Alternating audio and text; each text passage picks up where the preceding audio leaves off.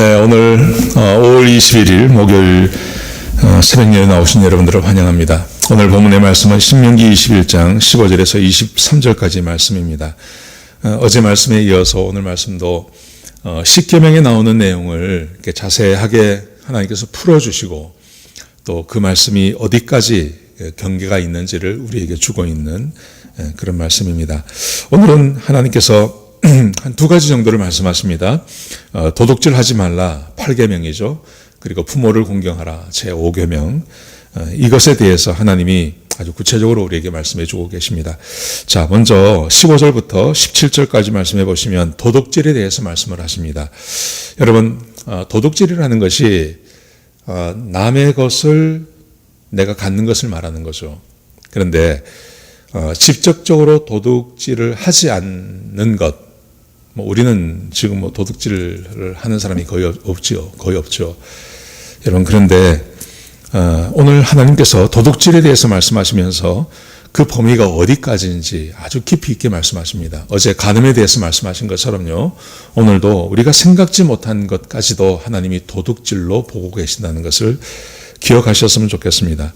자, 어떤 내용이냐 하면 15절부터 17절까지 말씀해 보시면 하나님께서 한 예를 드셨습니다. 도둑질에 대해서요. 어떤 예를 드셨냐 하면 어떤 사람에게 두 아내가 있는데 한 아내는 자기가 사랑하고 한 아내는 미워한다는 거예요. 그런데 장자가 태어났는데 그 두 아내에게서 아들이 태어났는데 공교롭게도 장자가 사랑하는 여인에게서 태어난 게 아니라 사랑하지 않는 여인에게서 태어났다는 겁니다. 자, 그럴 때 어떻게 하겠냐는 것입니다. 자, 보십시오. 16절에 보시면요. 자기의 소유를 그의 아들들에게 기업으로 나누는 날에 이제 나이가 이제 늙어서 자기의 그 소유를 나눠줘야 됩니다. 그때 그 사랑을 받는 자의 아들을 장자로 삼아 참장자 곧 미움을 받는 자의 아들보다 앞세우지 말고 육체적으로 먼저 태어난 자기가 미워하는 여인의 아들이 장자입니다. 그런데 자기의 심정으로는 그 아들보다는 자기가 사랑하는 여인에게서 탄 둘째 아들에게 장자의 몫을 주고 싶어요. 그 장자의 몫이라는 것은 차자보다 2배를 주는 겁니다. 그러니까 그렇게 하고 싶은 거죠. 근데 하나님께서 말씀하시기를 그렇게 하지 말라고 말씀하십니다. 그렇게 하지 말라. 그러면서 이렇게 말씀하세요. 17절에 보시면요. 반드시 그 미움을 받는 자의 아들을 장자로 인정하여, 나는 인정하기 싫은데 그런데 인정해 주라는 겁니다. 왜냐하면 그 이유를 이렇게 설명하십니다. 자기의 소유에서 그에게 2 몫을 줄 것이니, 2 몫을 준다는 것은 장자의 몫을 말합니다. 그는 자기의 기력의 시작이라 장자의 권리가 그에게 있음이니라. 2가지 이유를 드셨습니다. 첫 번째는 자기 기력의 시작. 자기 기력의 시작이라는 것은 어떤 의미를 갖는 거냐 하면 하나님이 장자를 주셨다는 것입니다. 또 보십시오. 장자의 권리가 그에게 있음이니라. 이 장자로 태어나게 하신 것은 하나님이시라는 것입니다. 여러분, 하나님의 것을 내 것으로 삼는 것, 그게 도둑 아니겠습니까? 그리고 하나님께서 정하신 것으로 2배가 가야 되는데 그것에 순종하지 않는 것이 도둑질이 될 수 있는 거죠. 첫째 아들에게 가야 할 것을 둘째 아들에게 줘버리면 그게 바로 내가 도둑질하는 것이라고 하나님께서는 그렇게 보시고 계신다는 것입니다. 여러분, 사람이 이 세상에 태어나는 것, 그 사람 마음대로 하는 게 아니죠. 그건 하나님이 하시는 것입니다. 내가 의도하지 않게 미워하는 여인에게서 먼저 장자가 태어났습니다. 누가 하신 겁니까? 하나님이 하신 것입니다. 그 아들이 장자가 되도록 태어나게 하신 것 자기가 아닙니다. 자기는 사랑하는 여인에게서 장자가 나기를 원했습니다. 그런데 장자가 미워하는 여인에게서 태어났습니다. 하나님이 하셨다는 것입니다. 하나님이 하신 것을 내가 가로막지 못하는 것입니다. 도둑질을 하나님은 거기까지 보신다는 것입니다. 하나님이 하신 것, 하나님이 이루어 놓으신 것을 내가 마음대로 바꿀 수 없다는 것입니다. 여러분, 여기서 우리가 한 가지 더 볼 수 있는 것은 이런 것입니다.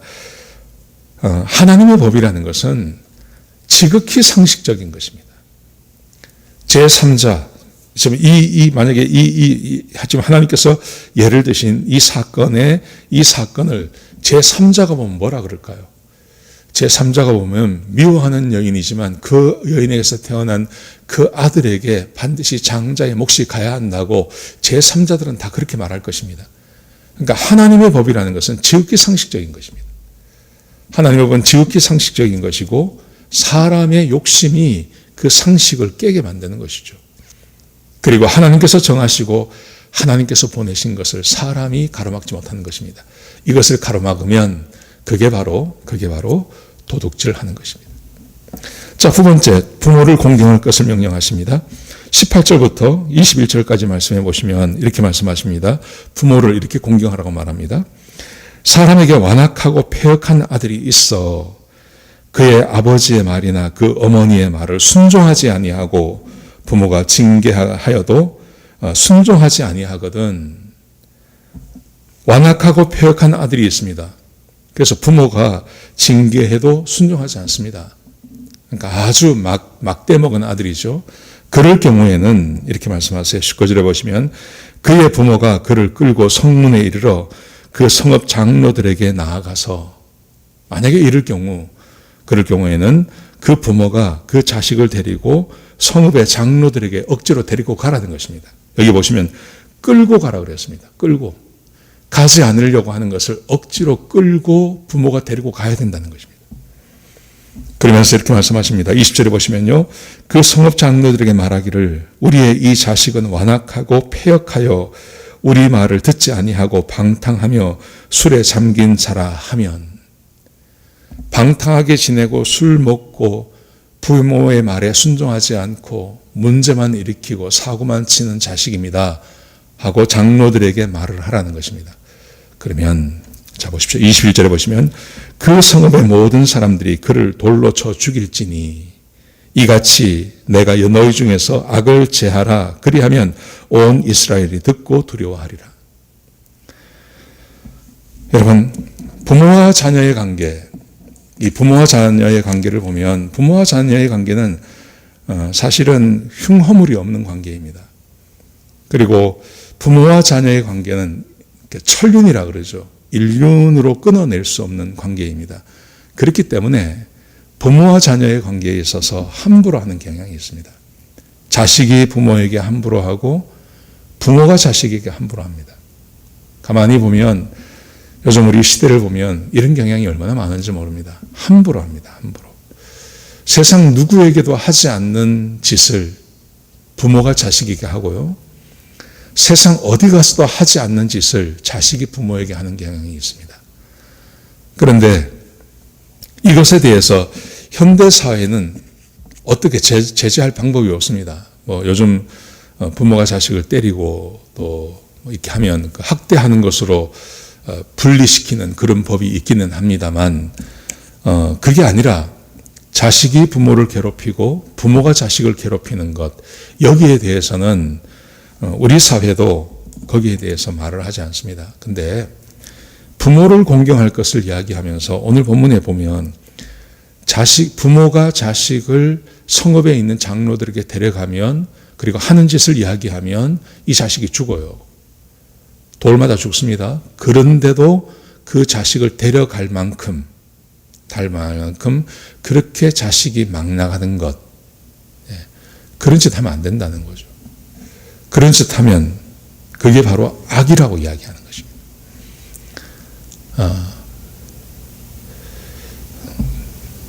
시대가 아무리 지나가고 아무리 이 시대가 자유스럽고 한다고 하더라도 가정 안에서 벌어지는 일들을 누가 알겠습니까?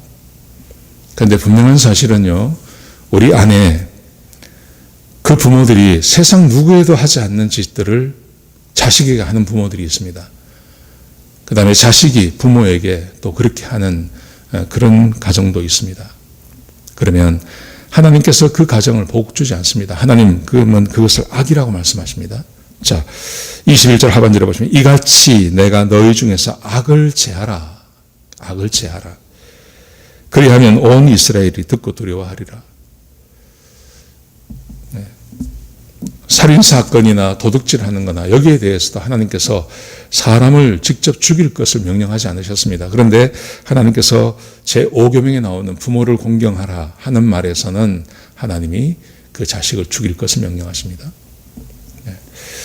얼마나 하나님의 말씀이 우리에게 엄숙하게, 그리고 하나님께서 얼마나 이 부모를 공경하는 것에 있어서 얼마나 깊이 우리에게 요구하고 있는지 모릅니다.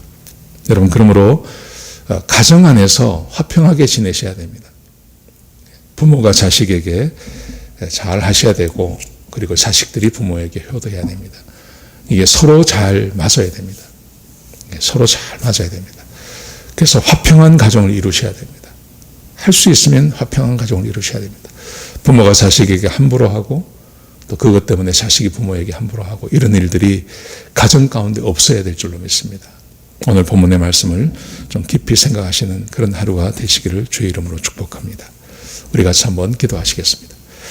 하나님, 오늘 주께서 우리에게 우리가 생각하지 못한 것까지 말씀해 주셔서 감사합니다. 하나님, 주께서 십계명을 주셨는데 우리가 그 십계명만 아는 것이 아니라 십계명을 해석해 주신 말씀까지도 깊이 이해하고, 또 하나님의 말씀에 순종하는 주의 백성들이 될 수 있도록 역사하여 주옵소서. 도둑질하지 말 것을 명령하셨습니다. 하나님께서 정하시고 하나님께서 이루어 가시는 이 세상 가운데서 하나님의 것을 빼앗는 그런 도둑질을 하지 않도록 하여 주옵소서. 하나님, 부모에게 효도하라고 말씀하셨습니다. 이 말씀도 깊이 지키는 주의 백성들이 될 수 있도록 역사해 주시고, 우리의 가정이 화평한 가정이 될 수 있도록 하나님이 함께하여 주옵소서. 주님, 간절히 바라옵기는 우리 사랑하는 성도님들의 가정에 주의 은혜가 있게 하시고, 하나님께서 늘 동행해 주시며 하나님의 은혜가 끊이지 않는 그런 복된 가정들이 될 수 있도록 역사하여 주옵소서. 주님 감사합니다. 예수님의 귀하신 이름으로 간절히 기도드렸습니다. 아멘.